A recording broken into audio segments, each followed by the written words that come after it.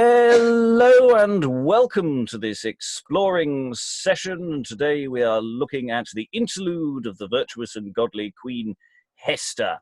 It is a play of which is very much the centre of my heart at the moment, because it sits right in the middle of a whole row of plays that we have either done as full cast audio adaptations of the podcast, or we've just done read-through sessions of. And so this completes a really nice block of plays that we can now all look at in something like chronological order online, and in your homes, if you so wish to get a sense of what's happening with interlude drama in the sort of middle period of the 16th century.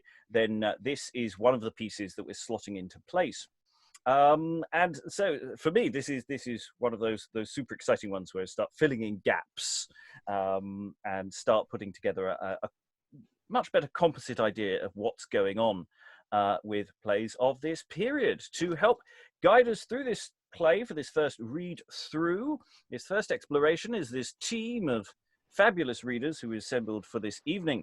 So reading the part of, with guest cat, reading the part of the Prologue, Pride and Hardydardy is...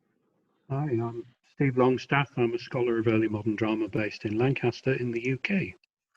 And reading the part of Gentleman Number 2 and Hester is... Liza Graham, an actor, singer, and Renaissance text coach, 2 actors based in London. Reading the part of Gentleman Number 1, Adulation, and how did we say it was going to be? Mardocheus, maybe? Mardocheus. We'll go with Mardocheus for the moment, unless Scansion tells us otherwise. Reading these parts is... Hi, I'm Gregory from Berkshire. Reading the part of King, Ambition, and Third Jew is... Nuno Meireles, PhD candidate in Materialities of Literature from Porto, Portugal. And reading the part of Gentleman Number 3, Pursuivant, Second Jew, and Scribe is... Jennifer Forsyth, professor of early modern drama in Pennsylvania. And I am your host, Robert Crighton. Yes, I've done everybody now, haven't I? Except for me. I am reading the part of Aman and First Jew. I will also be filling in the occasional stage directions that may occasionally interrupt the flow of dialogue. But without further ado, we're going to plunge straight into the interlude of Godly Queen Hester and see what comes up. So, Prologue, over to you. Diverse philosophers, ancient and sage, their clergy and cunning to put in practice, oft have disputed by learning and language, to whom greatest honour men ought to devise, or for what cause high reverence should arise. And amongst many, some were there, doubtless, that concluded honour due unto riches. Some also to noble blood and high peerage, affirmed honour duly to pertain, and some to policy and wisdom's sage, and some to power and superior reign, each man his reason said in certain. Over this some said that virtuous demeanour to be excellent, and of most honour. The king, sitting in a chair, speaketh to his council. Of this, my lords, we would be glad to hear, which is most worthy honour to attain. By your high reasons, we think it may appear to speak, therefore we pray you, your sentences plain. And as ye determine, so shall we certain, advance to honour and to promotion apply, always the best, and that be most worthy. And the stage direction that we've caught next is the first gentleman enters. I think we accidentally gave to the prologue a stage direction earlier. King sitting in the chair speaketh to his council. I don't see stage directions for the entering of the other gentlemen, so we can assume that the first, second, and third gentlemen are all in the room or entering as they speak, as they speak to the king now. First gentleman, and numbers following.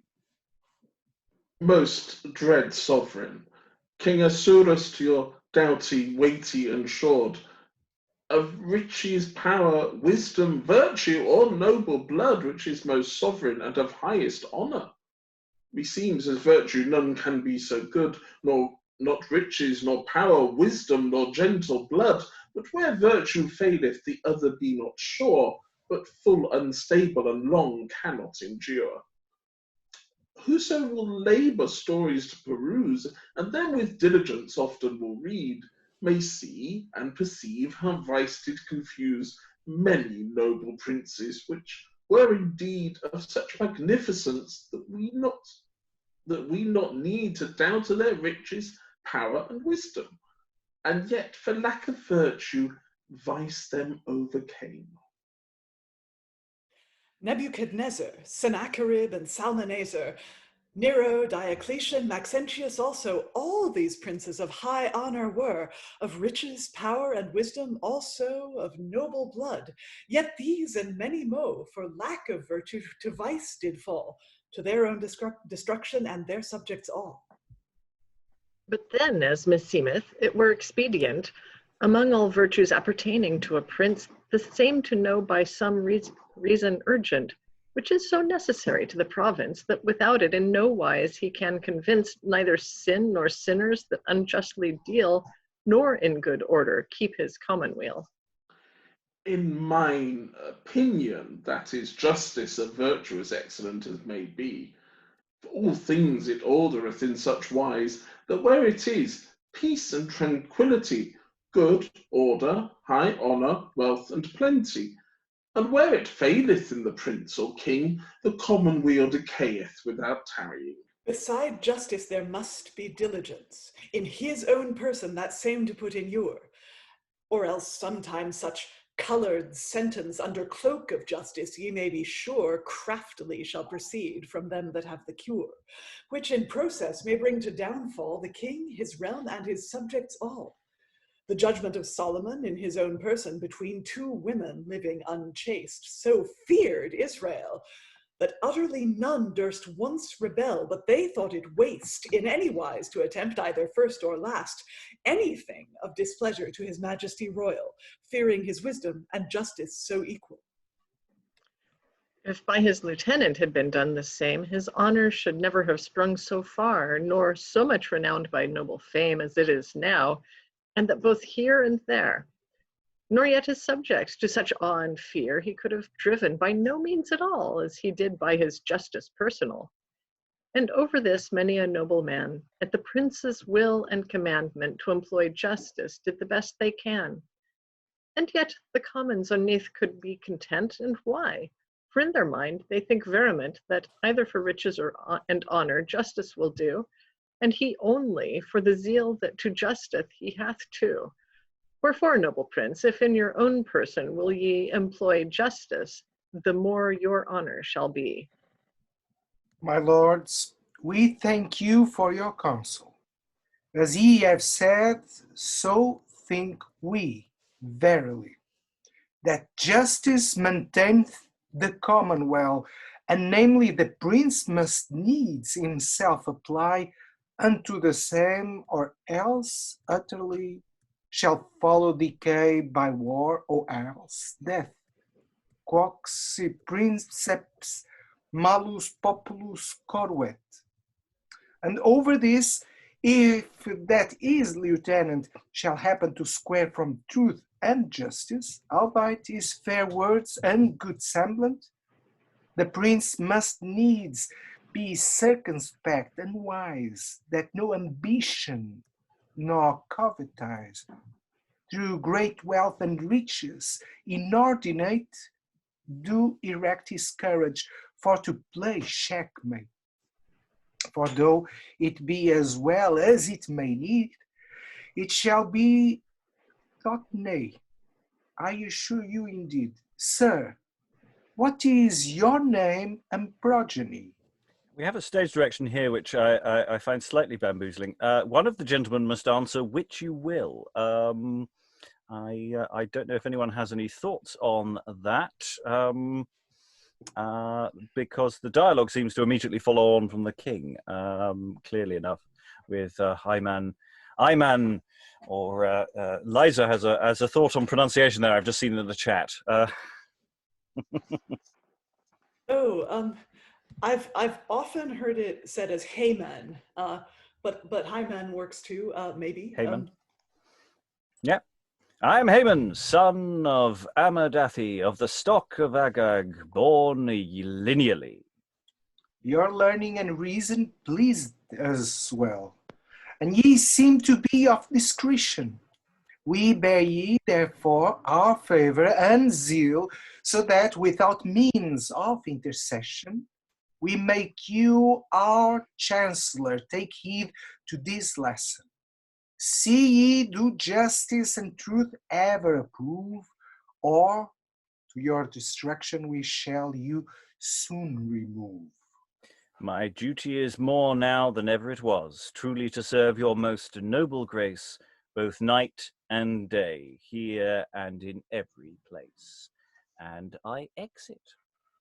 My lords, as now thus stands the case, we are comfortless for lack of a queen, which should be our joy and chief solace, and, to say truth, it had not been oft seen, but the prince with the princess matched had been, lest default of issue should be, which God defend, therefore your counsels first have to marry we do intend.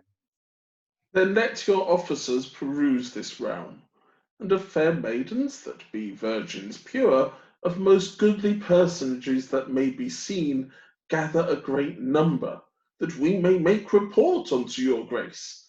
Then may ye be sure to choose the best when ye have them seen, and that is fittest to be your queen. Call to us Aman, our trusty chancellor.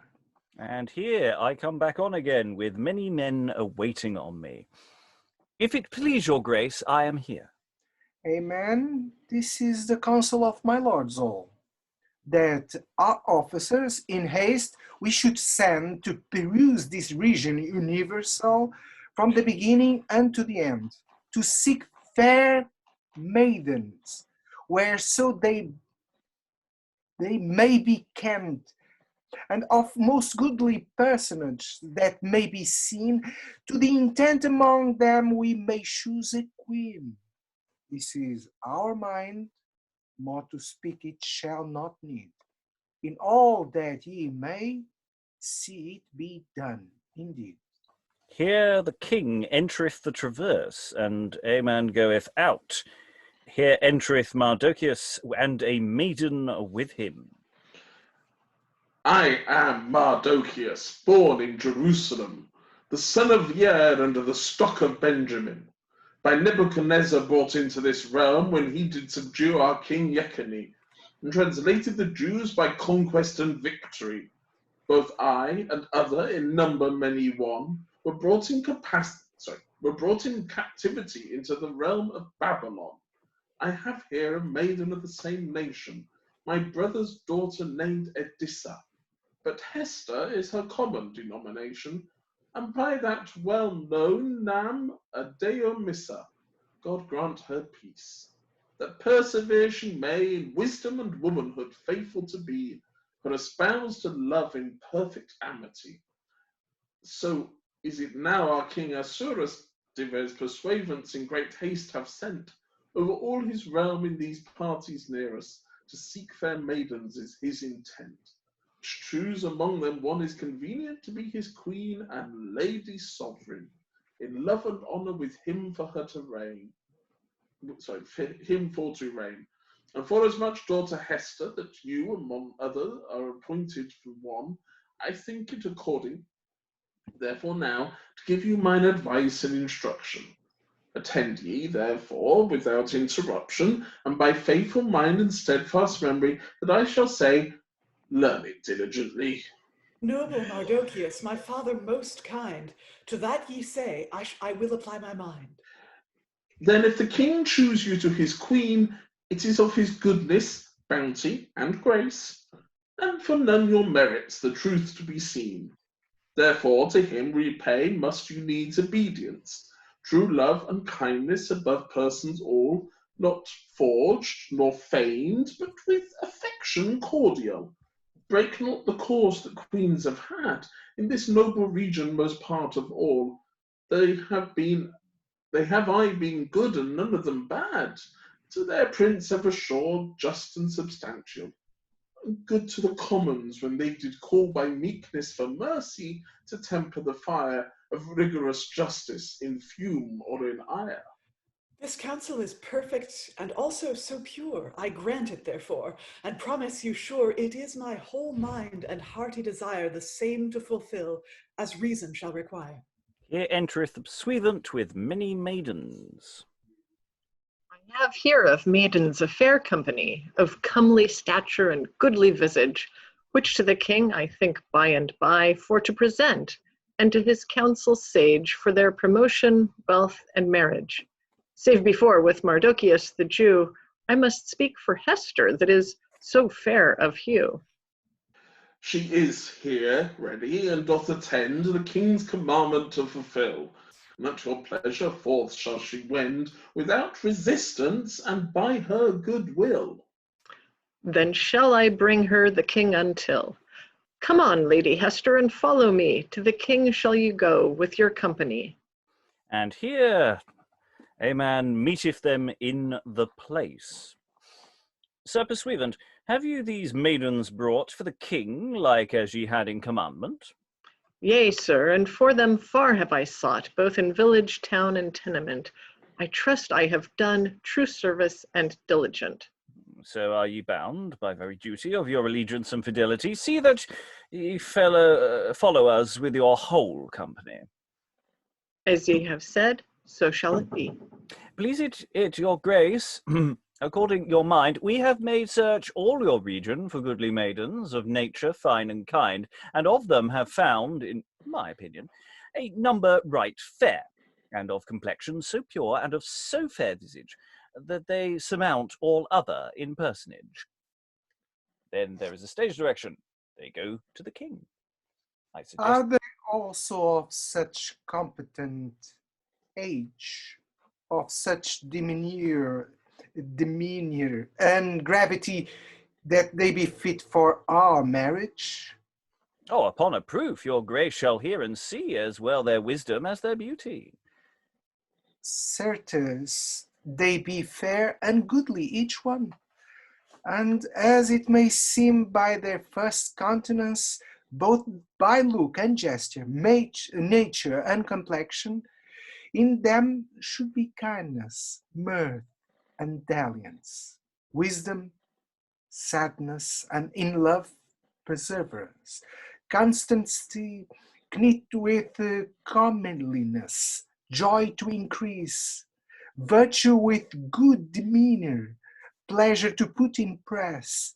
But ye, fair damsel, of the highest stature, and of most ripe age, as should seem, of all this company, of most finest nature, tell us your lineage, for as yet we deem your looks be so lusty, and in love so brim, in that your demeanor here have to be seen, to that according ye shall be our queen.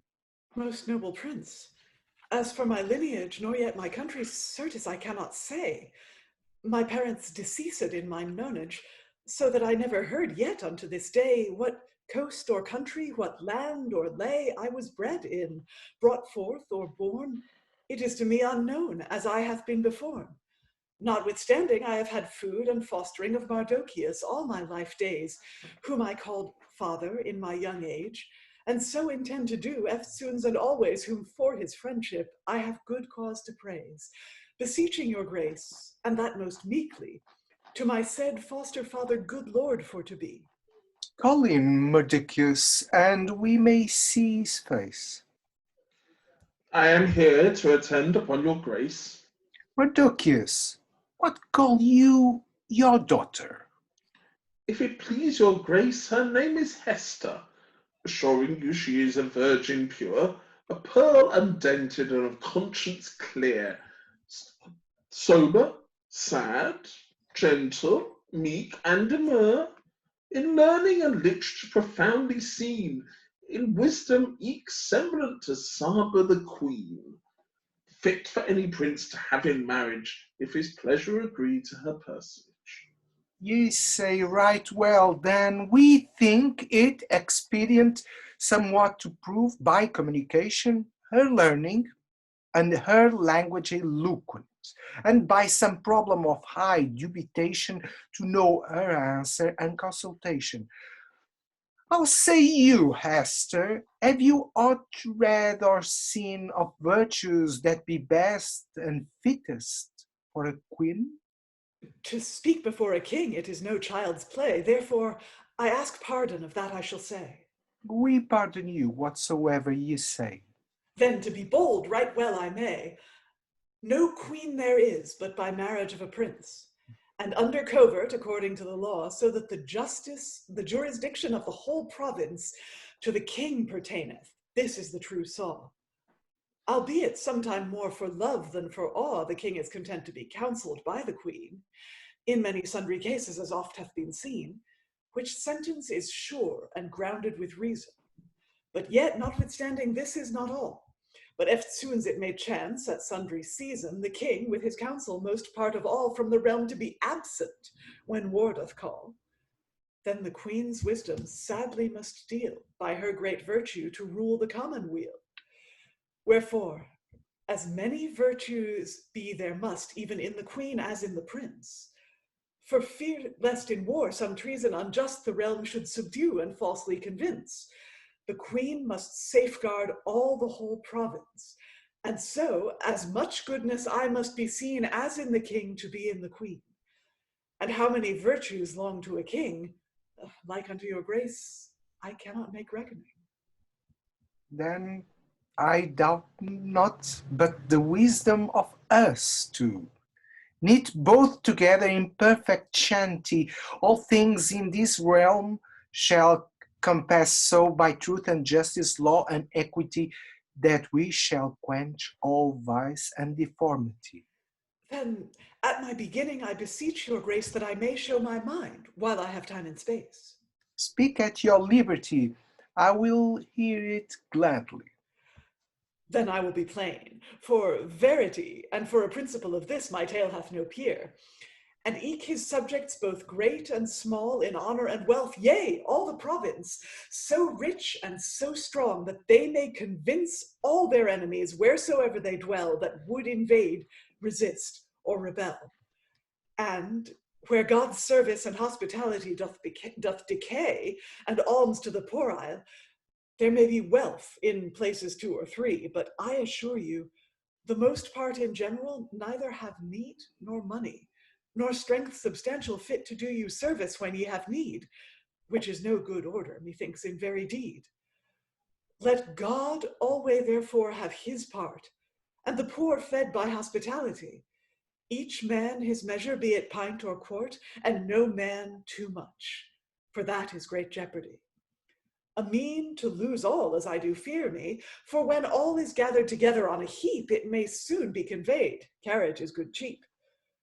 This I speak with true heart and mind, beseeching your grace to take it in good kind. Of these matters another time, more at large, we shall speak, and of divers others more. Aman, see our servants to accomplish their charge to await upon our queen, and that also in haste unto our wardrobe see you go, for rich apparel of gold and pall, as well for herself as for her ladies all. Then, if it please you to license the queen, as to her pleasures a while shall be seen. And we for a season this business will cease, and ourselves repose for our pleasure and ease. And we'll just pause there as here exits the queen, Aman, and the king as well. Basically, everybody exits. There's definitely a lot of these stage directions are misplaced in the edition that I have thrown out at you. We're about a third of the way through the text. So we've got a very nice early version of the film audition. I suspect Hester won't be doing things with cheese wire that happens in that film. No. Well, you never know. There's something quite a bit sleazy about that whole sequence, especially as it comes on from that sort of disputation about, what's the best virtue that a king should have, and then I think I'm going to audition me's a bride.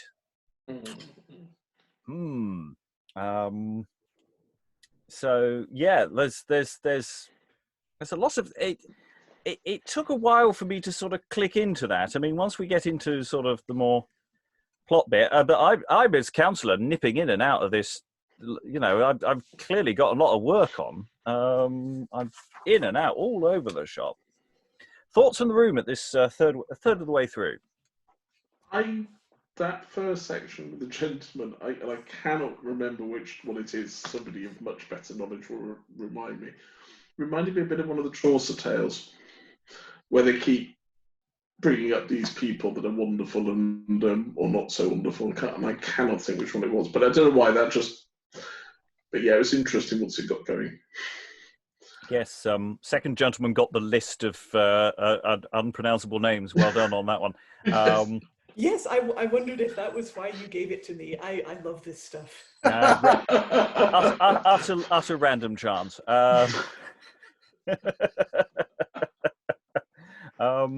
It has a certain bit like bits of John Bale at times. Actually, that let's list some biblical names because it's fun.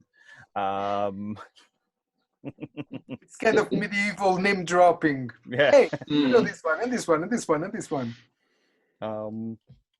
Yeah, I mean, it's an interesting little bit of disputation and arguing, and I mean, I don't. Well, it's not. They're all sort of pushing in generally the same direction, or am I wrong there? What was going on there?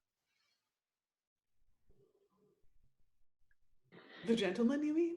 Yeah, the opening disputation with the king and the gentleman and their advice and things.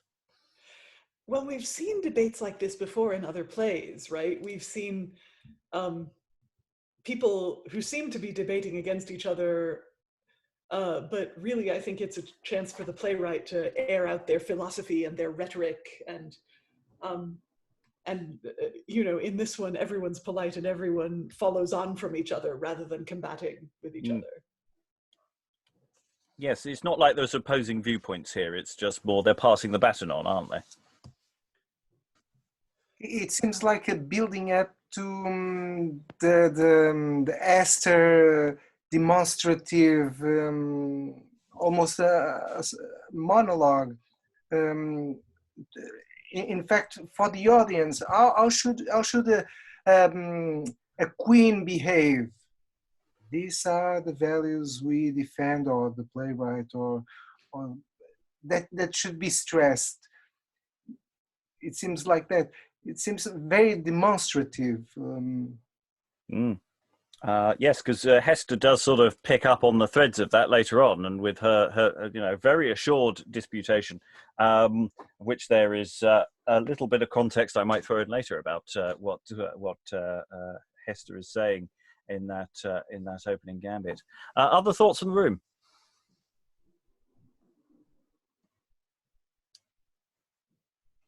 The character of the king, as opposed to Hester, their relationship so far, thoughts? Happy marriage. We're putting match made in heaven. We're putting the slightly sleazy matchmaking aside, are we, straight away? Well, when you think about it, aren't auditions kind of a sensible way to choose a partner? It strikes me as more fun than dating anyway, or more effective. Okay, well, everyone seems fine with that, so cheese wire away. So,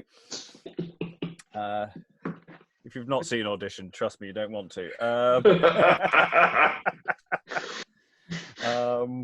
just wonder if this is presumably this is a fairly well-known story, and the sort of slightly static nature of all of this is by way of setting something up that there will be a contrast against. It does go a bit sort of Tarantino-ish, doesn't it? So. I couldn't possibly comment at this stage. No. Well, we do get a tonal shift coming up. I guess we'll discuss that. Yes, I meant tonal shift. Yes, yes, that's what I meant. Yes, of course. Do we have a date for this, Robert? Yes, we do. It dates from the mid 1520s, and there seems to be a revision date for it around 1529. So it is quite related to politics of Henry VIII. And the things that might be going on in court at the time. So if you notice anything about a queen looking after the realm, has quite a pointed connection to a certain side of things. There's quite a bit on this we can go into in the future, but not necessarily for this session. But it's a question about a king asking about what's the best way of being, what's the best virtue for a king is an interesting question to be presenting.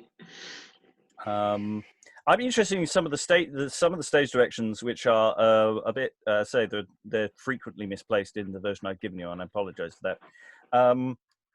It's like the king entereth the traverse and the place, and so that there seems to be almost an on-stage visible waiting room, so that people are there are different areas that are being played around with this as people come and go. So with the number of bodies potentially on stage, I wonder actually whether it is quite as static as some of the dialogue makes it seem to be. It's static when it's static, but then there's areas of movement.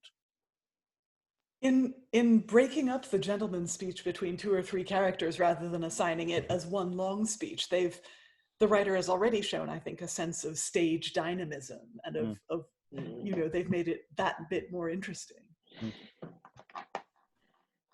I wonder which gentleman Haman or Haman is, because it says, at Haman's first speech, it says, one of the gentlemen must answer which you will. So presumably that indicates that Haman was one of the 3, and that would be interesting to assign, given what happens with him later.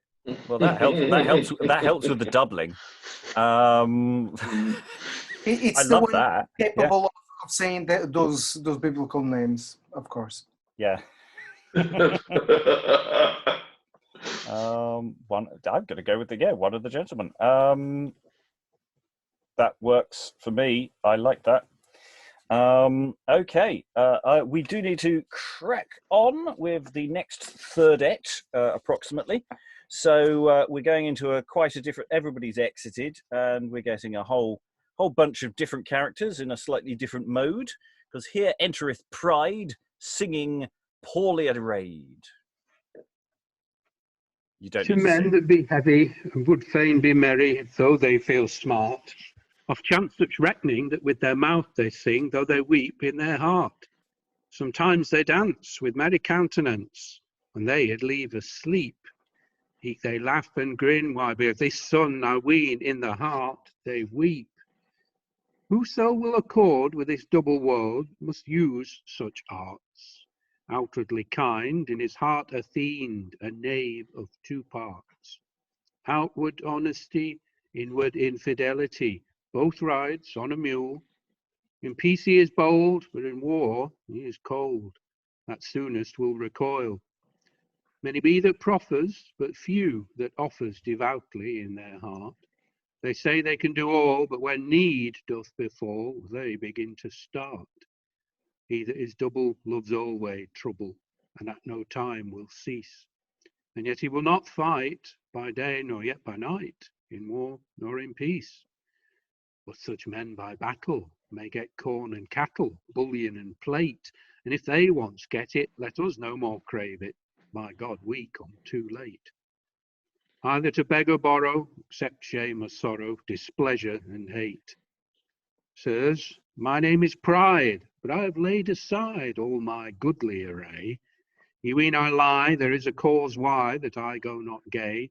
I tell you at a word, Aman, that new lord, hath bought up all good cloth. and hath as many gowns as would serve 10 towns, be ye never so loth. Any man in the town do buy him a good gown, he's very wroth, and will him straight tell, statute of apparel shall teach him good. Wherefore by this day I dare not go gay, threadbare is my hood. Pride was wont to be a man of jollity, of high countenance and face, and since Aman reigned, no man him retained, almost in any place. For Aman, that elf, would no man but himself should be proud indeed.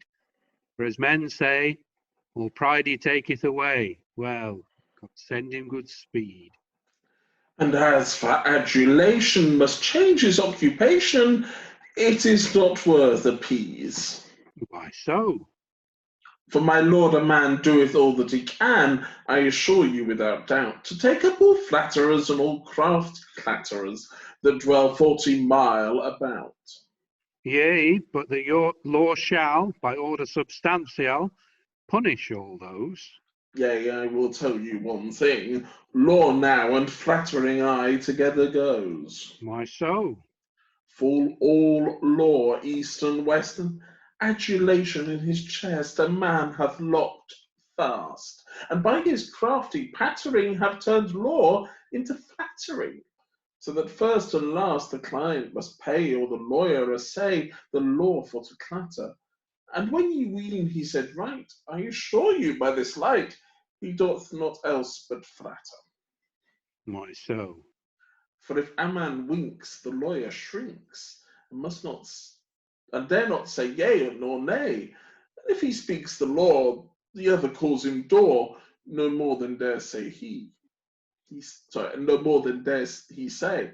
So that was law yesterday, is no law this day, but flattering lasteth alway, ye may believe. Divines that do preach, methinks they should teach and flattering reprove. Sir, they have left preaching and take them to flattering, most part of them all. I marvel of that. Do ye marvel? Marry, I will you tell a cause substantial. When they preached and the truth teached, some of them called to knock. And they that should assisted, I wot not how they were bristed, but they did nothing but mock. And and that saw they and gat them away as fast as might be. They sold their wool and purchased a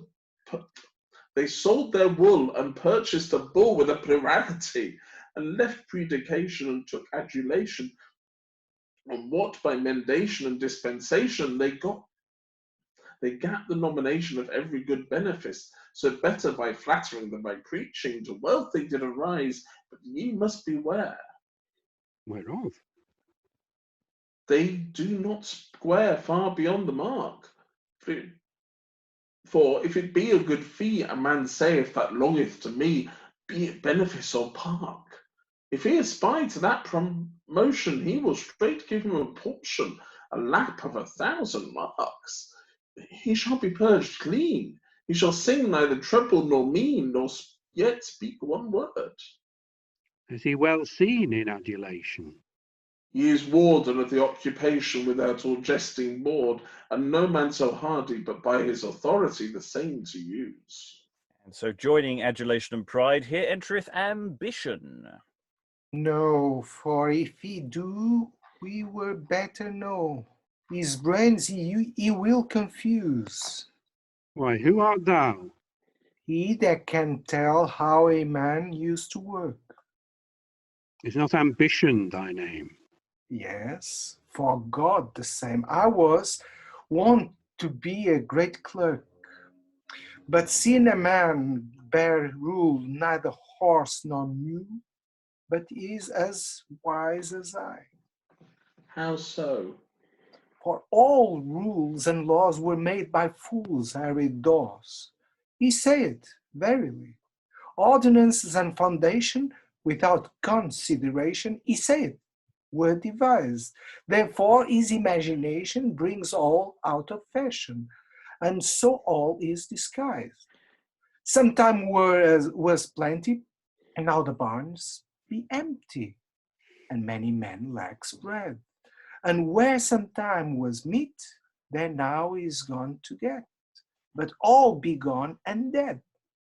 Beggars now do ban and cry out to Aman, that ever he was born, they swear by the rod, he eateth up all their food, so that they get no good, neither even nor morn. And many that be poor, though not from door to door, a begging they did go. Yet had they relief, both of bread and beef, and drink so.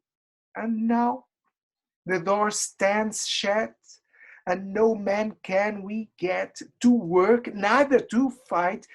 Wherefore, if war should chance, either with Scotland or France, this year would not go right. And where is all this become? As for that Dominus vobiscum, I dare say nothing but mum, not till another time. All this is out of season, and nothing done by reason, nor yet by good rhyme. How say you ambition? Have ye not provision for to get promotion as ye were wont to do? No, by my halidom, for my lord Haman handles all things so that every office and fee, whatsoever it be, that may be seen and found by his wit, he will it fetch, and or it fall, he will it catch, that never cometh to the ground, so that I repent that ever I went unto the schools, for his large commission maketh me ambition to dwell among fools. And is there no remedy? None that I can spy while he doth reign.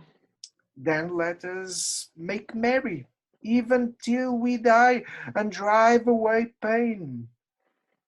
I heard once a friar, as true a liar as any in the country, he preached vehement that our testament always ready should be. For at our death we shall lack breath, and then farewell we. Then, Master Pride, begin this tide. Let us hear your fashion. And ye shall hear next even the plain text of me adulation. And by ye shall hear plainly, without impediment, the tenor of my will, if ye take heed thereuntil. This is my testament. All my presumptuous pride, whether he go or ride, now or else than, my heart and courage, for power and language, I give it unto Aman. Let him keep of my pride what he will, the rest divide among his whole guard withal. And when they have it all, what they will do, advise them afterward. If pride have a fall, let them be content withal, as I am now. For as for pride lasteth but a tide, I assure you. If to it long shame, let them, a God's name, take them both. For as I fear me, so must it needs be they never so loth. And I, adulation of the same fashion at this time present, to record every man, give unto a man but by this my testament, all my subtlety and forged fidelity to him and his espies. I wot they will it use true men to confuse, and that craftily. And if they do indeed, I pray God they may speed, even as honestly, as he that from stealing goeth to St. Thomas watering in his young age, so they from pitter-patter may come to titter-tatter, even the same pilgrimage. And I, ambition, had a commission by force of a bull to get what I could, but not as I would, neither of lamb nor wool. The bull nor the calf could please the one half of my fervent desire. But ever I thought, by God, there was I would have had when I was never near. Sorry. Therefore, all my ambition together in a commission under my seal, I give it to Aman, to the intent that Satan may love him well, that while he is here, he may still desire, and yet never the near sometime to be. And when he goeth whence, he may with him dispense by a large faculty, that for his sin 7, or he come to heaven without board nor game. Sometime or tide he may for his pride suffer some shame. Now, by Wade's mill, every man's will is wondrously well. And by my haildom I will be wisdom, for folk often chat how men die in estate, but so shall not we. No, by Saint Anne, but yet, my lord, amen, never the better shall be. No force, so God may save, if we our will might have, we would he should never thee. Now made is our testament, I pray you be content, some mirth to devise. Let us begin with singing, and conclude with drinking. It is the new guise. Then let us begin a song that will last even as long as hence to the tavern door. And they exit, departing singing before Aman entereth. Just going to briefly pause there. You're all very unhappy with me. Has to be said. I'm really ruining all the fun of pride, adulation, ambition. I'm just the fact you've given up and you're just going to throw everything. Give me all your best vices, which is lovely.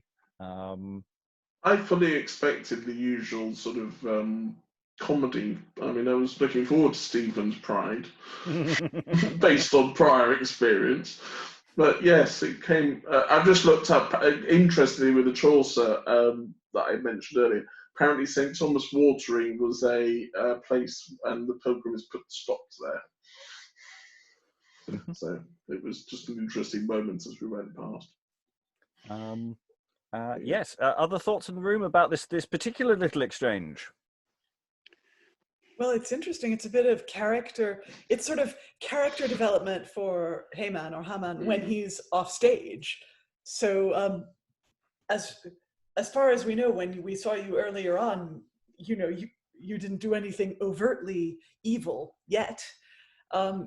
And yet, power corrupts, and that's, I guess, I do like the comparison of the last will and testaments and the way they make it clear at the end that they don't actually want to do you any good by leaving you all their stuff. They just don't have a choice. I've already taken all their stuff. This is just they've given up all lease and title to it. Yeah, and we would he should never thee. Thee is an old, basically an archaic way of saying thrive. People would say, so thake, so thrive I. So that's a thing. Because, I like to dress well. I've got all the cloth. I look fabulous. There seems to be some stuff about the clergy in here as well, doesn't there? There's this kind of double vision going on, because there seem to be some fairly pointed remarks about the way in which the great man gathers to himself these benefices, and how the clergy, the clergy are referred to purely in terms of how they get their income. There's this kind of, so there's a sort of slight bit where you had lots and lots of rhymes where it sounded like somebody was mocking a certain kind of language, where it says they sold their wool, purchased a bull with a plurality, left predication, took adulation, what by mendation and dispensation they gat the nomination of every good benefice.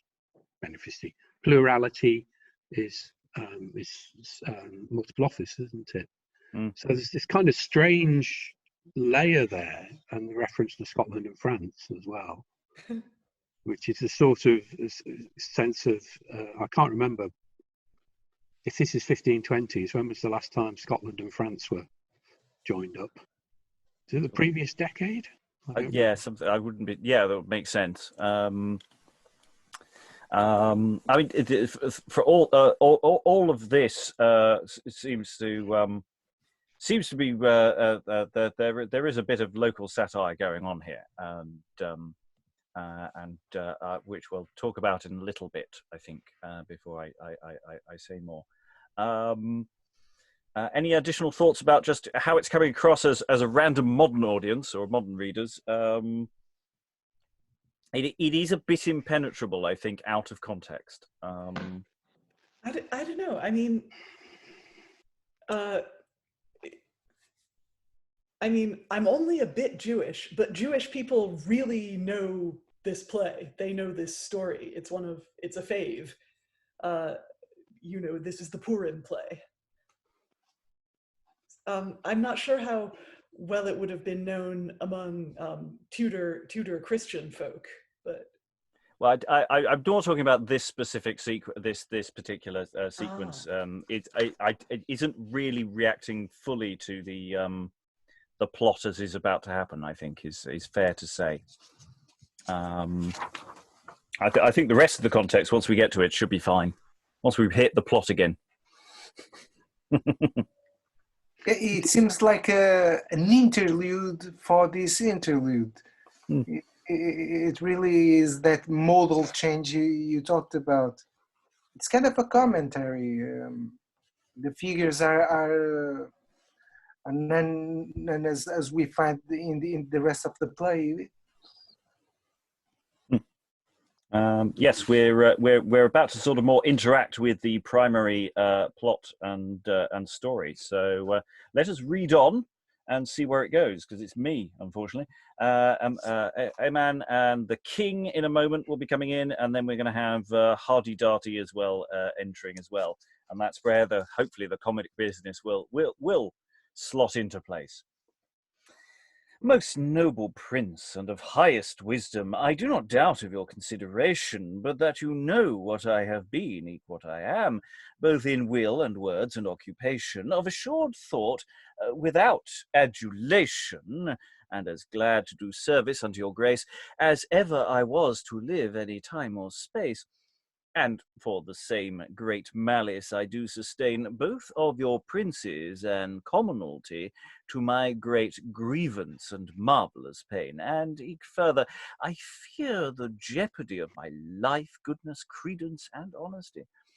To cease their malice, unless you put in your power royal, I cannot long endure the slanderous reports, the lies that be made, the feigned detractions and contumelious, the rhymes, the railings so far set abroad, both painted and printed in most shameful wise, and God to record, all is but leasings and lies. Was never made on man like as is on me, only for applyment of law and equity. Insomuch that of late now indeed before all the commons upon mine and me most damnable reports were set abroad to my dishonour and shameful villainy. And all that were before there of that company, as I might see by their countenance and voice, that same aloud and greatly did rejoice.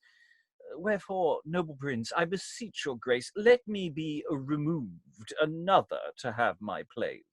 Aman, we heard with deliberation uttered and pronounced by language clean, a very elegant and prudent oration of you, as ever tofore was seen, by whose tenor we know what we mean. And have ye no doubt, so shall we for you provide that your enemies shall damage you on no side. We know right well the Lord's envious to be, one against another for fee and office, but that to regard in no wise need ye, as long as ye observe truth and justice, from the which we would that in no wise ye should digress. For if ye do, indeed, your own destruction shortly ye shall breed. But for your comfort, hark what I shall tell. And for more assistance in this that ye do fear, We make you lieutenant to rule Israel. Take here these robes, see do them wear. Eke this golden wand in your hand to bear, a token of honor and of estate royal. God send you continuance and well to do with it all.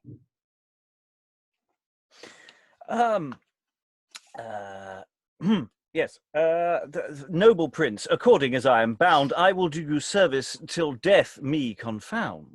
For a season we will to our solace in our orchard or some other place. And here the king entereth the traverse, and Hardydardy entereth the place. A proverb, as men say, a dog hath a day, whensoever that it chance. He that will drink wine, and hath never a vine, must send or go to France. And if he do not endure, he cannot. He must needs shrink. Shrink? Yea, say that again, for it is a great pain to be without drink. In such case am I. I swear by God's pity, I lack both drink and meat. But as I say, a dog hath a day, for now I trust to get. My time is come for to get some, if I be not let. It is the common word, a man is a lord, and a man is of price, and hath pardie all this country at his rule and device.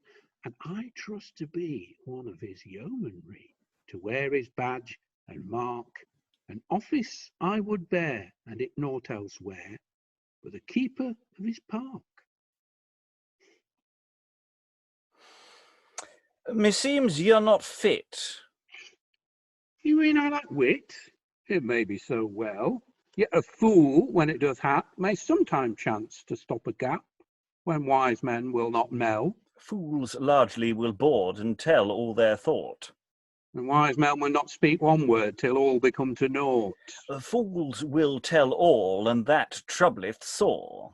And wise men will say naught at all, till all be gone and more. Fools to idleness always be pressed. And wise men use such busyness, it were better they were at rest. Fools let the reformation of common weal. And wise men be so full of imagination, they wot not how they deal. Wise men would do right, and fools say nay. And fools be fain to fight when wise men run away. Fools spend all till they naught have. And wise men carry all till they dare no more crave. Ye are a fool, ye do but clatter. Many go to school till they can flatter. Leave your clatter, lest ye come tardy. It makes no matter. My name is Hardydardy. Is your name Hardydardy? Yes, that is it, verily. I would, if please ye, be one of your yeomanry. No, as for that, let it pass. We take you for our solace and mirth sometime to ken. Bring by God's grace. One fool in a place doth well among wise men. Ye needs must laugh among, and if a fool sing a song, I hold you then a groat. Some wise men must be fain sometime to take the pain to do on a fool's coat. Then perchance it is not ready. Well, ye can speak merrily where I am, wherewith I am content. Sirs, tarry you a season, see that far ye not walk. I will to the king, secretly to talk.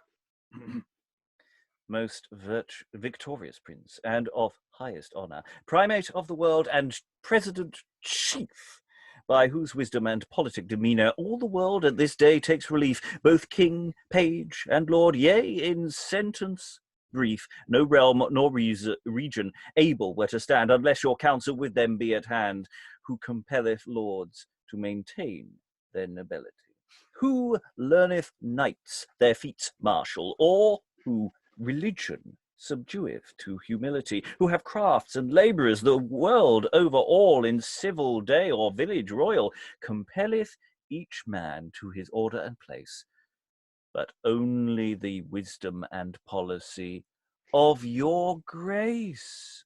Your strength defendeth, your wisdom saveth all, your plenty relieveth almost every man. Such is your honour and order royal, that none other council at this day can reach nor attain to know how or when, like good order or honourable disguise, as you by wisdom daily do devise, so is it, your grace, from very base parage and poor estate, me to high honour have brought.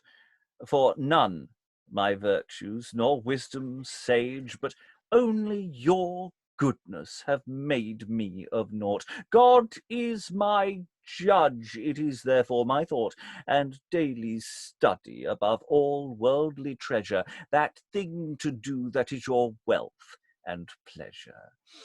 And if it please your grace, therefore, to hear one thing, as I shall make rehearsal, when I have said, I think it shall appear to your pleasure and profit substantial. And to be plain, this is it first of all. A great number of Jews within this realm do dwell, people not good, nor are for your commonweal. They be dispersed over all your province, within themselves dwelling, dissevered from our nation. By their new laws they think to convince, and eke draw unto their conversation, and unto their ceremonies and faction of our people, as many may be, intending to subdue all gentility. Moreover, the precepts of your law they refuse, and have in great contempt.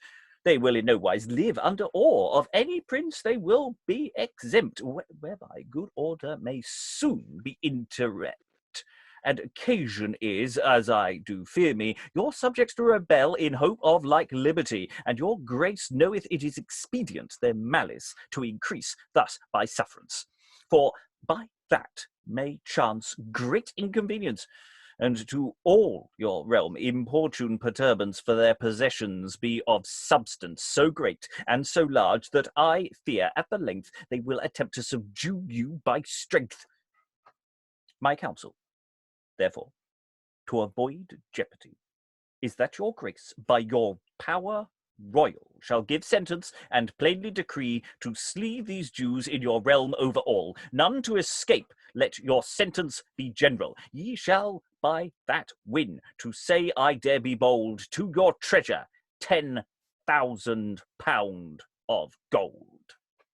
My lord Aman, we have heard right well all your oration, which is so elegant and so well touched that needs we must feel and perceive your mind, your words be so pregnant, and as touching the Jews, which be so valiant, both of good and great possession, we do agree unto their suppression. We right well perceive that unto them draw much of our people and gentle nation, which to our honor and also to our law must needs be a great derogation, a mean to bring all out of fashion, to quench them. Therefore we be contented well, in token whereof hold here a ring and a seal. Of your sentence there shall not lack one clause, but all shall be done, and that without pause. The pursuivants call to us shortly, possibly as stage direction, not quite sure. If it like you, we are here. These letters devised we would ye should apply to bear forth, and that diligently, with as much haste as may be, to the rulers of every town and city, straitly commanding them that all that they may, the same to execute at their prefix day. To his high pleasure we shall make us pressed, until it be done we will take no rest. We be glad we have attained our purpose. I trust it shall abate the high coverage of Mardocheus, and eke all those that be his clients bring to repentance. Marry, sir, they be like to take penance. It would grieve any man, young or old of age, without his head to go on pilgrimage. Oh, they have deserved it, and they shall have it. It is for them according. I should be ready that some men do say it were a mad boarding. Say what you list. So would I, if wist ye would not angry. Ye have liberty, as ye pleased be, to stand or tumble. Men say indeed, ye shall lose your head, and that would make you stumble. Why so? But they say it is convenient shall be fulfilled the testament of ambition, adulation, and pride. They gave you all their pride and flattering, and after that, St. Thomas Wattering, there to rest the tide. And men think at host, with them was the Holy Ghost, their testament was made so holily, wherefore all that they said cannot be take or said, but as a prophecy. Well, ye are verily disposed merrily now for to talk, and I am surely minded secretly for my solace to walk. And we'll just pause there, as we're about to go into the final stretch. So yeah, Hardydardy. I mean, it's not broad comedy. There's verbal sparring and a bit of witty repartee, but it's more disputation and as a back and forth. There is singing. We did have some singing when Pride came in. Or the potential for singing is all over the place. Yeah, and of course my political agenda is not desperately nice, at all. Yes, that's one speech where I suddenly going, oh yeah, I should really prefix that with a warning. So yeah, thoughts.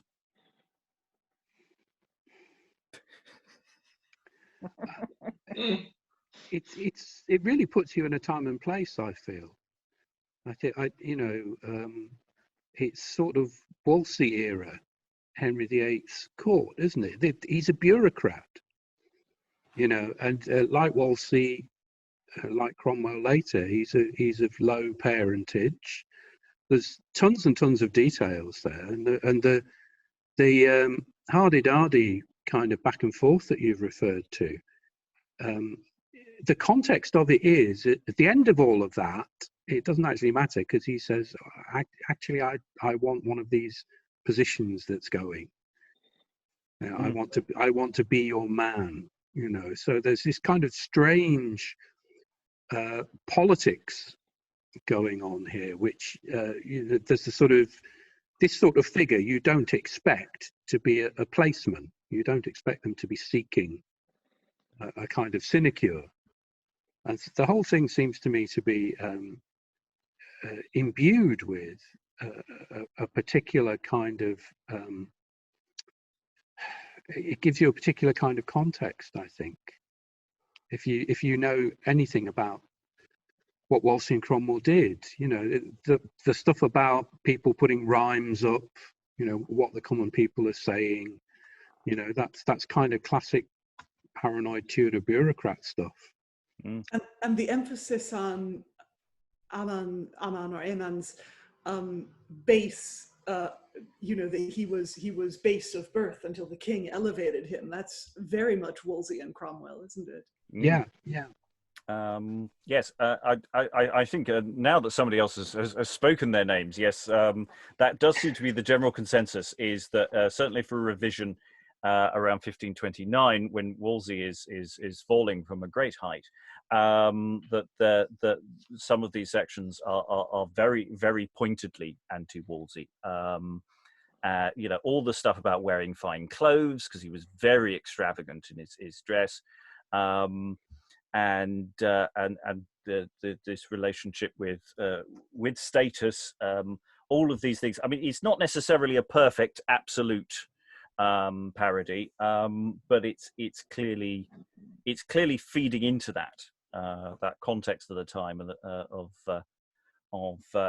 especially when we're talking about clergy and religious houses and all this stuff. At the time, Wolsey was actually dissolving a few monasteries himself, so that he could found his own his own schools and chantries.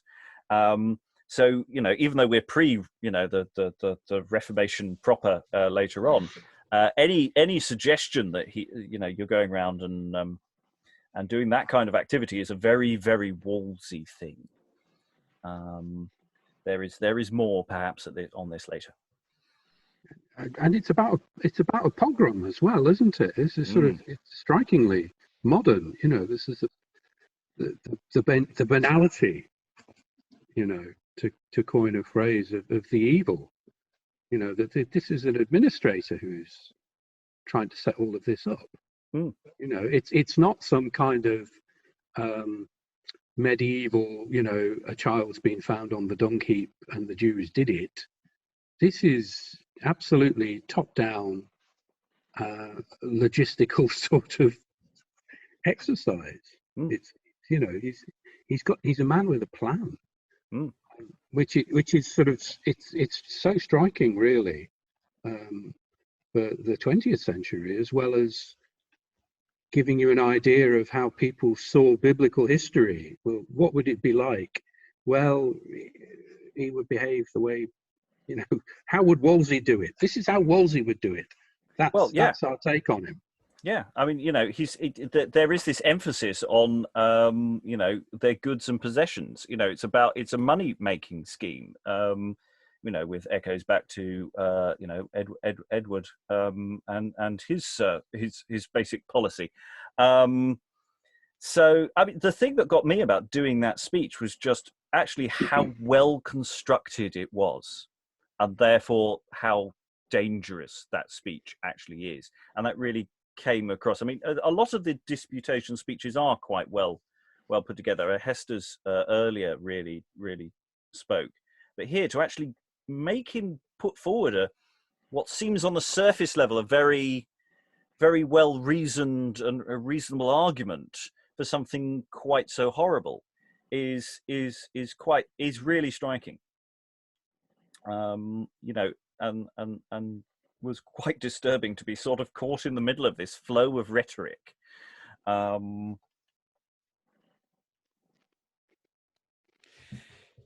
Yeah, I mean, it will be interesting to see from here on how the play handles that question. I mean, this is Old Testament in, if we're looking at the Bible rather than at Jewish writings.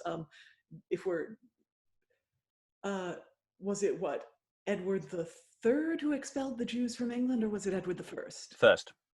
Okay, so and that was in 1200 and some. Might have been earlier than that. It might have been earlier than that. Was it later? I can't remember. It's late. But 13th century, I think. Yeah. And there are converted Jews or sometimes secret Jews living in England now, but Jews are not allowed to live openly in England until the time of Oliver Cromwell. So that is some more than 100 years from when this play was written. So you do meet, for example, in the mystery plays where you get the buffeting of Christ, you do meet characters that are Jewish and therefore evil. But in this play, because if you look at it from a Bible point of view, this is an Old Testament play. There are no Christians yet. What we have are Persian pagans versus Jews. So let's look at how this play handles Jewish characters and characters who want to suppress the Jews from here on. Remember, in other countries like Spain and Portugal, this was the time of the expulsion. Inquisitions, right? Not yet. The Inquisition in Portugal, for instance, came only at 1537. In Spain, I think it was earlier. It was earlier, yes, but there were plays like this one with sort of contemporary Jews or new Christians that portray them quite maliciously. It was a piece of propaganda, of course, but it's interesting to see how this is going. If it's only a demonstration of how things are plotted, or if it's an open anti-Jew propaganda that is possible from this era. Yes, shall we find out, ladies and gentlemen? I could put you out of your misery by giving you some spoilers, but I won't. I won't. Okay, so I'm now I'm first Jew, so I'm the first one speaking. So we have an entrance of 3 Jews, and we've got Mardocheus, Hester, and various personages, and just not nearly enough stage directions. So. Oh Lord, what a thing is credulity, when to it is annexed covetous and pride. It destroyeth both town and country, all regions on every side. All is for him too little, his mouth is so wide. His rigour ravenous spares not to spill both man and child to have his own will. This ravenous wolf, a man, I do mean, that hath persuaded the king to kill and slay, and from all this province to avoid clean all men and women and children that be Jews born, and of the Jews' consanguinity, that the precept is set up, men to remember, and it shall be executed the 13th day of December. Alas, that ever should fortune such rage from so cankered a caitiff to proceed. It is his mind, my head, I lay to gauge. All those to slay, I assure you indeed, that will not by flattery his presumptions feed. He will be glorified above creatures all. Yet I trust, as Lucifer deep he shall fall. The Mantuans thought it a great punishment to be prescribed from their goods and land, as reciteth Virgil, that poet eloquent. Much more is our pain, ye may understand, that shall lose our lives, unless God take in hand us to deliver, or else me not can avoid the murder of this carnifex. Amen. He shall by this murder our goods win, and himself enlarge his pride to advance. And when he hath all, he shall be new to begin, evermore to get by some other chance. Yet at the last all shall come to mischance, for both him and his God shall make tame, and for their pride and pillage send them worldly shame. Mardocheus, with your company, we have heard your lamentation, to our grief and displeasure verily. Yet we trust by meek supplication, first unto God by humble oration, and then to the king by desire cordial, a mean to find for to safeguard ye all. Call in the chapel to the intent they may sing some holy hymn to speed us this day. And then the chapel do sing. After this prayer and our former abstinence, to the good Lord I call for comfort, to inspire the prince and his mind in sense, that I may obtain now at my resort to redeem the Jews, all the whole sort, eke to disclose the falsehood, fable, and fraud of this cruel Haman, to thy praise and laud. O goodly Hester, our most noble queen, of personage peerless, and in wisdom alone, in courage and countenance none like it seem, so discreet in dalliance was never done. Where is your comfort? Care can be none. Lo, here our want. Approach near to this place, that we may kiss you, and in our arms embrace. And here they kiss. What ask you, lady? What do you demand? Half or our realm is yours, if you command. Noble prince, and our espouse most dear, since that to ask ye have given me liberty, I beseech your grace with heart most entire, that it may please you this day to dine with me. Eke, my lord Haman, I would be glad to see at the same banquet, for to take repast. Call us in Aman, that we may go in haste. I am here ready to attend upon your grace, and here must be prepared a banquet in the place. It rhymes. Then let us go while we have time and space. Lady Hester, our most beloved queen, so pure and so exquisite is this repast, both of wine and meat, that no better may be. Your mirth, eke, and manners so pleasant to attest, that for to depart we make no manner haste. Eke our presence we know is to your pleasure far better than gold or any worldly treasure. Wherefore, as we said, we would ye should demand, and at your pleasure your petition make, the one half of our realm. If ye it command, we shall it depart only for your sake, and of it to you a plain surrender make. And the more ye ask with loving intent, the more we shall give, and the better be content. Noble prince, your high magnificence, your bounty, and especial grace, so oft and so kindly doth incense to make request some profit to purchase, so that longer delay were in me great trespass. And by that also your grace may well it think that finally your love unto my heart did sink. Wherefore, since this favor I have obtained of your grace to have any my request, this do I ask, with true heart unfeigned, and with charity of all virtues best, that through all your realm, both east and west, as many as be of the Jewish nation, your grace will them pardon at my supplication, assuring you I am of that nation, born and eke bred in Jerusalem. Yet I and all they by one condemnation to death are determined. Through all this realm, no remedy, lest your pardon us redeem. We would rather we might be sold to bondage than thus to perish by fury and outrage. What is he, or what is his authority that is so bold this act to attempt? It is Haman that by cruel envy is our mortal enemy, and would us interrupt, that our life and goods from us were adempt, that then would he rule all, and if he might to all get, and all should not suffice, so high his heart is set. His pomp and his pride so much is, indeed, that if he had all, it could not him suffice.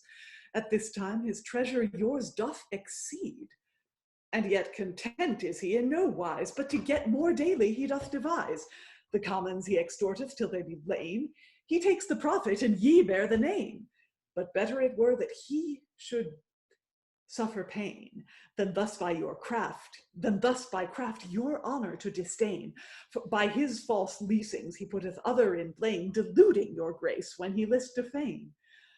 And no man so worthy for to suffer pain as he himself, that by his poison and gall hath deceived you and eke your commons all. Signify then to me that the Jews did not feed the poor by hospitality. Their possessions, he said, were all but hid among themselves, living voluptuously, thinking the same might be, verily, much better employed for the commonwealth, where now is little profit, or never a deal.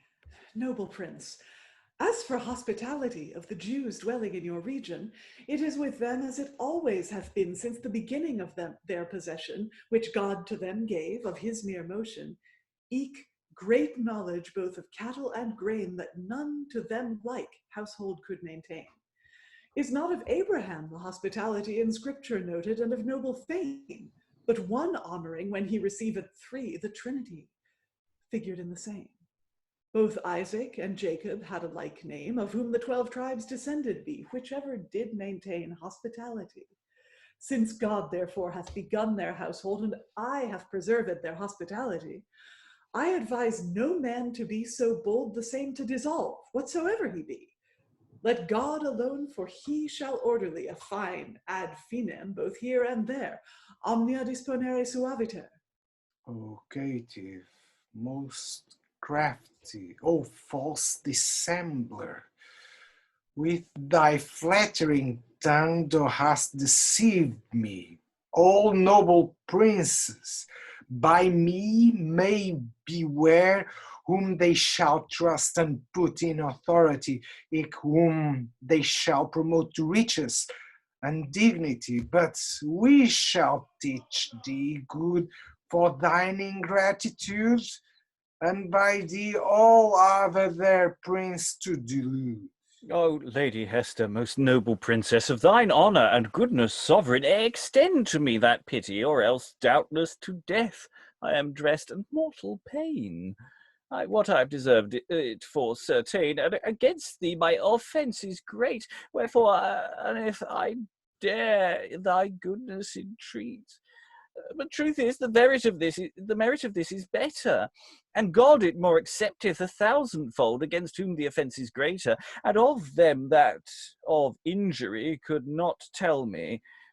Wherefore, to speak somewhat, it makes me bold to increase thy merit and reward heavenly. Save my life, and I thy servant shall be. Haman, this matter so heinous is indeed that of our honor we will neither speak nor speed. Alas, then am I utterly marred. I must straight die. It cannot be deferred.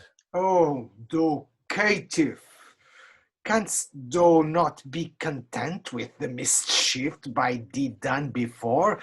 But the queen wilt oppress, we being present. What need we call for evidence more? Make him sure and fast, and dare to bind him sore. He will that our counsel shortly devise how we shall bestow him according to justice. And at this point, there's a character who I only just noticed a second ago. Could I ask Jennifer to read Arbona, who is a random late entry to this crowded royal court? There is in the house of this traitor Aman a pair of gallows of 50 cubits high. Upon them he had thought, either now or then, to have caused Mardocheus to die. Lead him hence, and upon them by and by see that ye hang him, and so stop his breath, without favor see he suffer death. Other folks be tardy as well as Hardydardy by this reckoning. They say besides bells, bacon, somewhat else must needs have hanging. Hanging do serve, and when they that deserve are false traitors. And it comes to lots of herrings and sprots, which be no traitors, to hang in the smoke till they change their cloak from white to red. But such do no wrong, wherefore they do not hang till they be dead. Ye speak somewhat light, for it toucheth the quick to be hanged in good health. Yet none need to care, that is wise and ware, and truly will deal. Have ye not read of Naso, Ovid, that eloquent poet, nor Valery, which tells merrily the proper feats, how the smith Meireles, like a Titivolus, made a bull of brass? He had thought bewis to have pleased King Phalaris, but yet he did much worse. Oh, why so? But I ween, by God, he made a rod for his own arse. Phalaris could not get within the bull to shet. Lo, here begins the game. Wherefore, indeed, he took for need Meireles, maker of the same. And he did him turn, and made the fire to burn, and greatly to increase. He cast him in such heat, and eat in such sweat, he fried him in his grease. What mean you by this? I will tell you, Baggis, my whole intention. I mean, my master is the first taster of his own invention. The gallows he made, both high and broad, for Mardocheus he them meant, and now is he in fain himself for certain to play the first pageant. He that deserves pain is worthy, certain, even for to have it. Therefore God send all that those will steal men's clothes, that once they may go naked. If it please your grace, this traitor Aman we have put to death, as was your commandment. Then shall we straight, as well as we can, bestow his goods, for he made no testament. Lady Hester, this is our intent. The house of a man, with all his treasure, we give it to you. Do with all your pleasure. I thank your grace with heart entire. Now dare I be so bold to show that you the plainness of my mind, since Mardocheus is here.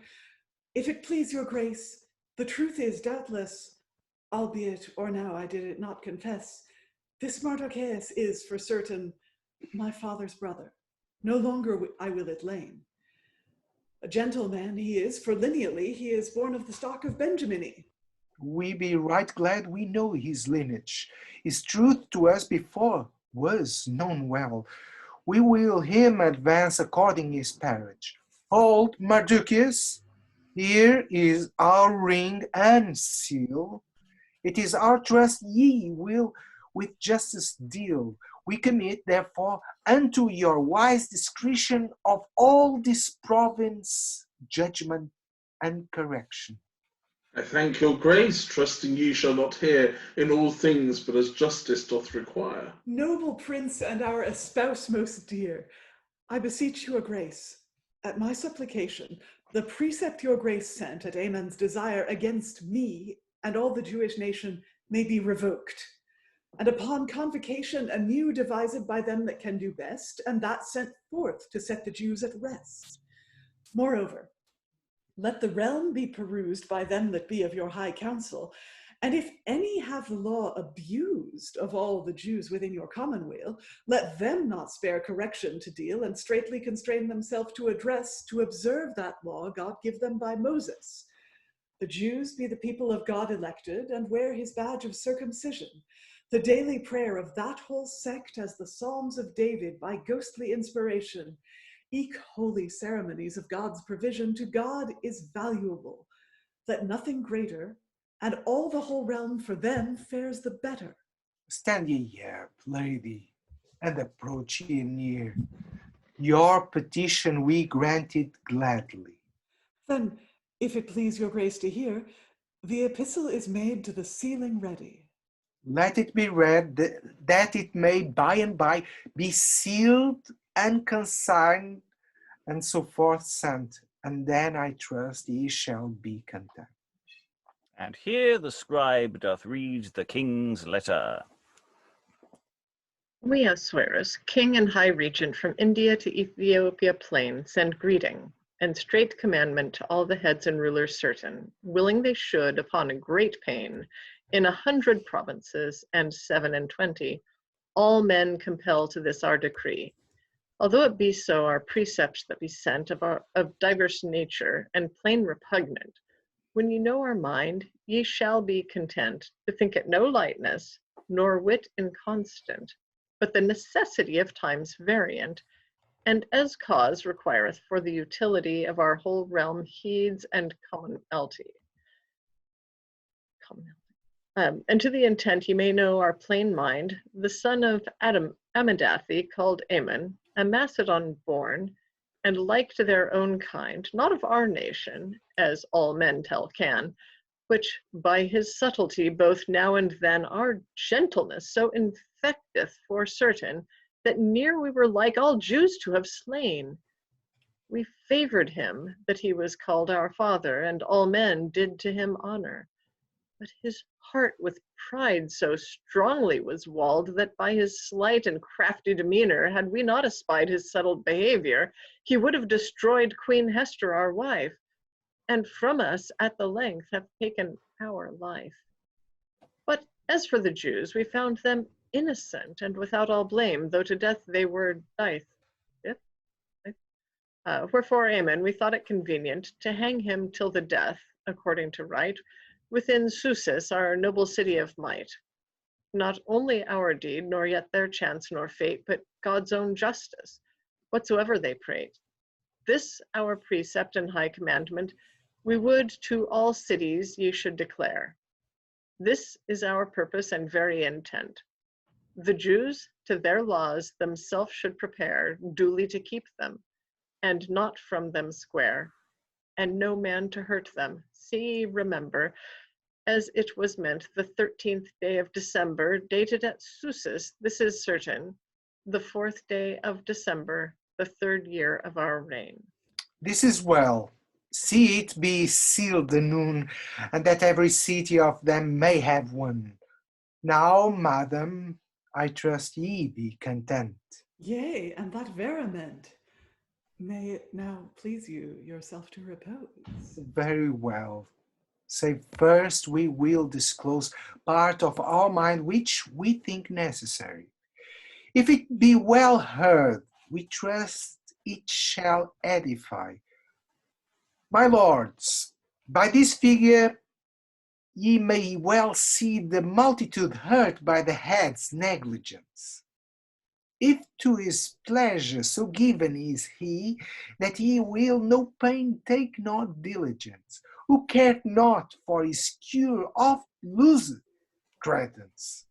A proverb of old, sometime in usage, few men that serve, but for their own advantage.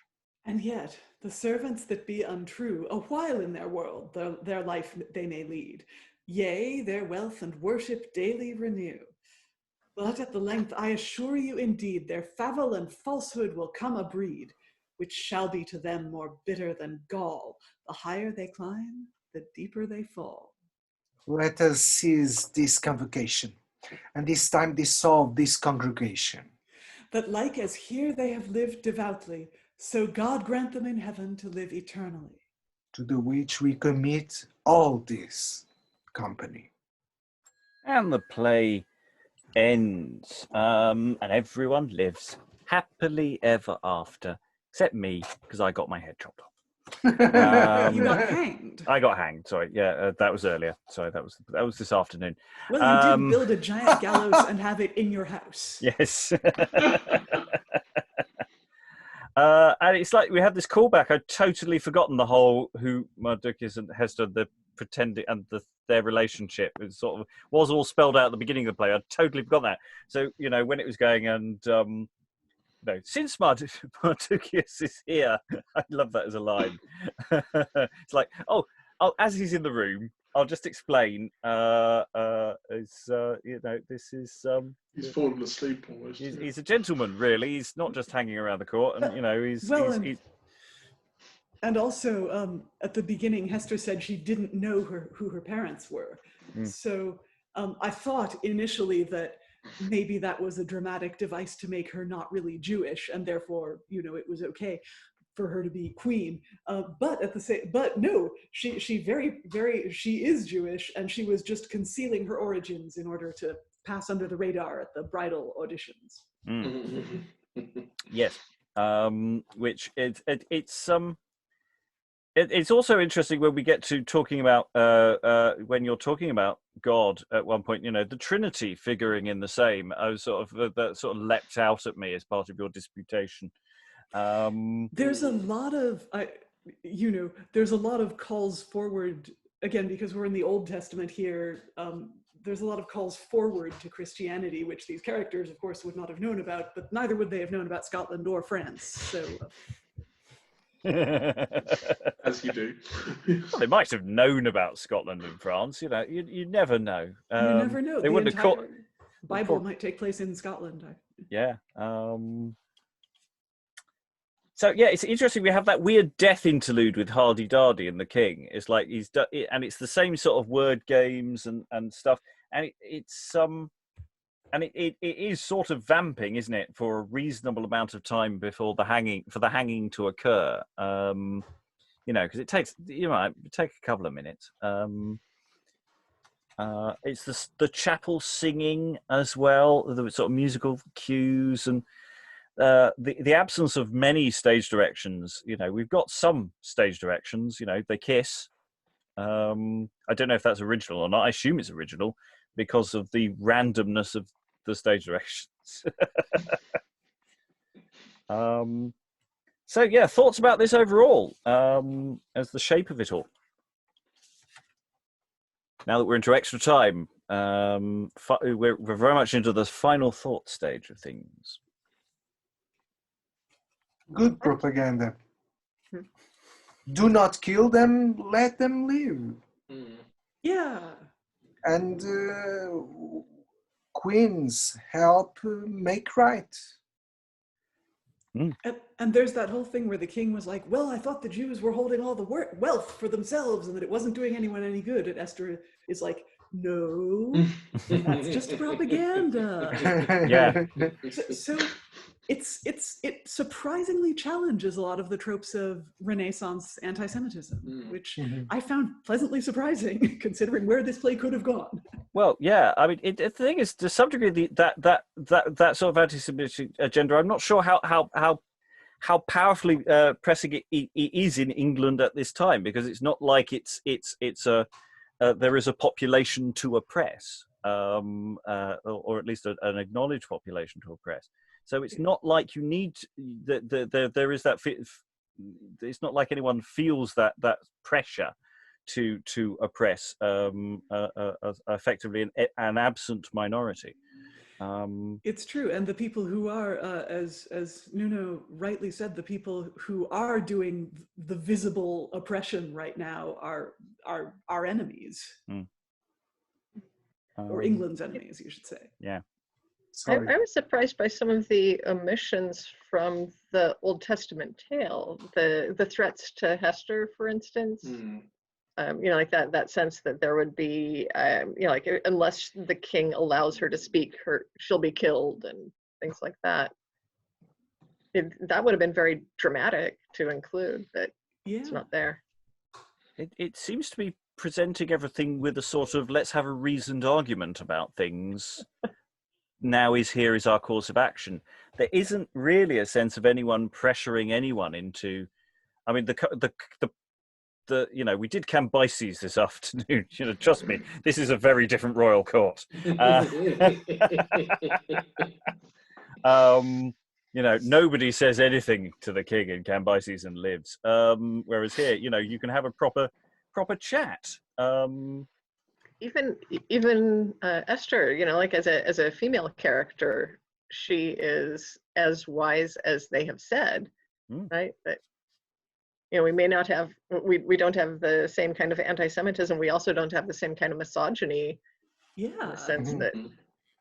Well, that whole thing about the role of the Queen, and when she's talking about when that first exchange, and if we do take a lot of what she says to be sort of a parallel for Catherine, because it's talking about ruling the kingdom in the king's absence if necessary, which she effectively did, very effectively as well.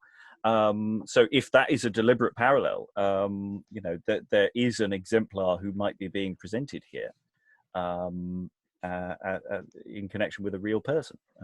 Though of course we shouldn't necessarily push that too far.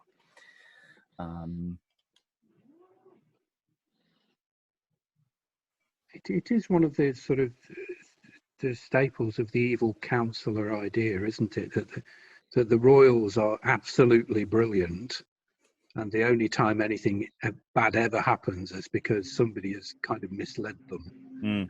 And so that it sort of fits with that, doesn't it? It's about ill counsel, as it were, or ill counsel but malicious counsel in this case. That's the only thing that could possibly ever go wrong. Yeah, absolutely. I mean, it's a good thing that they do the paperwork early, because they were going to send this degree out on the was it the 13th, and this new one is coming out on the 4th. So it's really good. You've got a decent span. The bureaucracy saves everyone. I think that's the message here that we should go with. I also wonder, when they're talking about not oppressing people, whether there's a transposed crossover with whether we're getting rumblings of leave the correct kind of priests alone. Was a thought that just cropped into my head. I don't know if we're too early for that kind of thing. Are Jews effectively just generic other people who might be persecuted kind of thing? There's quite a lot of different kinds of heretics. I mean, Henry burnt Protestants as well as Catholics, so it could just be something generic about somebody taking against a particular group, and the ease with which that can go so far. It's we've got the kind of Deus Ex at the end of it, but it's a remarkably kind of paranoid political universe, it seems to me. And that survives all of the worthy king, worthy queen underlay. It's, you kind of have your cake and eat it, I suppose, with the Bible, don't you? Yeah. I'm distracted by thinking about how much I would like cake right now. You've just, don't. Liza. I'm assuming we don't know what it was written for or anything like that, do we, Robert? I haven't done the detailed research. I do actually have material in my possession that I can actually sit down and go and look at now. But I have all I've done is sort of flick through. I mean, it's presumably it's entertainment for the royal household of some description or some wealthy house around it. In the 1520s, there's a lot of stuff going on. Especially if it's in association with Rastall, John Rastall, has built a theatre. They've actually got their own theatre in Finsbury Fields, and as well as what's happening at court. So there are audiences already available, within a relatively short radius and space, and the way it's presented, and it's talking about the potential scale of this expands and contracts depending on your resources. We've just about staggered with 6. You could probably streamline it a little bit more, or you could expand it a hell of a lot more, because it could be quite spectacular. So it's a really quite busy time. Everything there's a lot of potential, and it does speak of that Hayward school of everybody discusses things and debates things of that's all happening at the same time. And if it is with, sorry, yeah. Sorry. There is a sort of weird reference to a sort of a village in Hertfordshire somewhere. Wade was it Wade? Wade's Mill or something like that, or Ware's Mill. And the other thing is there's a reference to Titibulus, isn't there? Or Titus Villus, who is the demon in Mankind, which is generally an East Anglian play. Didn't we get you guys at one point, or am I going completely bonkers? Possibly. I thought wasn't there a line about new guys at one point? Might just be about wearing a new disguise, but yeah, it's the same thought. Yeah. It seems the geographical thing. It seems particularly pointed. I couldn't see any particular. I couldn't find anything on Wikipedia why there, as opposed to anywhere else. But it's finding it. Yeah. I mean, it does help now that I say this is very much a part of a unit of material which we can now actually look at with more leisure, as a group as well as plays individually, and we've got enough material now to go back and look at this again, perhaps with more context. I think there's a question of whether this plays. You need to present it with its context to get the most out of it. I don't know if this is what we'd call a box fresh play, which you present to anyone. I think the context makes such a big difference. Any final thoughts before we sign off? Nuno, anything from you? Play. Yeah, Would see it. Stephen, any final thoughts? Just in terms of the sort of dramaturgy, it's very comfortable with back and forth trying to capping each other, and it's comfortable with monologues.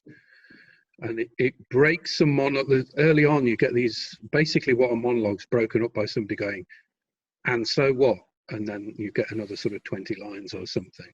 So it's interesting to think of in terms of how that would play out. There's a couple of theatrical tropes there.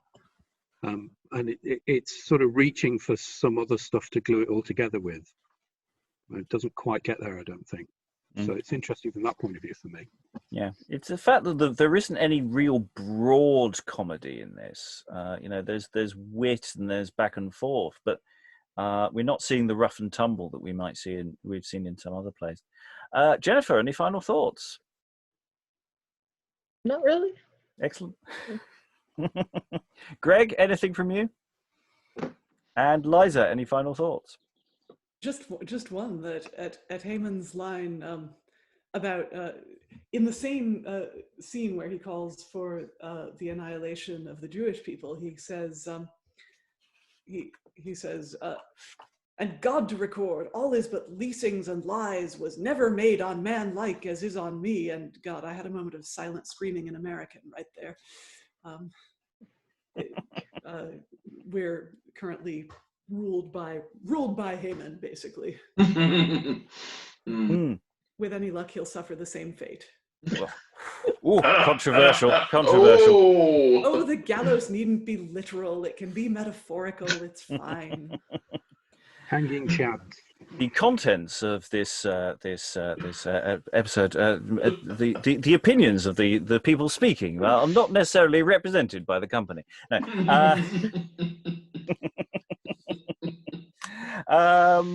Yeah, I mean, there is something having. Amen. There was something also, the wordplay is potentially with Amen and Aman. There was a little bit of wordplay in there as well that I noticed at one point. But yes, there's a huge amount of potential here. I think this is one that definitely goes into the with context pile for future production. A part of an evening whereby the first half might be actually some exposition and setup and maybe recreation of a potential court setting, and then to actually do the entertainment side of things rather than just throw this text at an audience. But I'd like to thank all the readers for their efforts this evening, and I will say goodbye as we go into housekeeping. Bye. Bye.